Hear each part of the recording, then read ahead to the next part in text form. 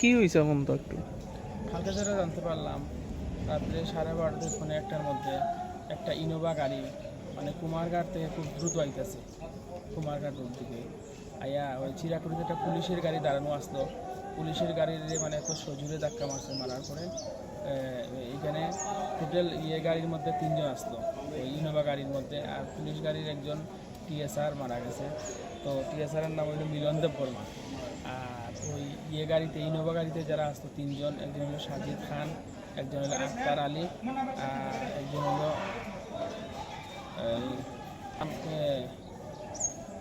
3 জন মারা গেছে তো 3 জনের মধ্যে 3 জনের বাড়ি ভগবাননগর। আর যে টিএসআর যে মারা গেছে তার বাসা কোন জায়গায়? ভাষা শুনতে পাচ্ছি কোয়াই বলে কোয়াই।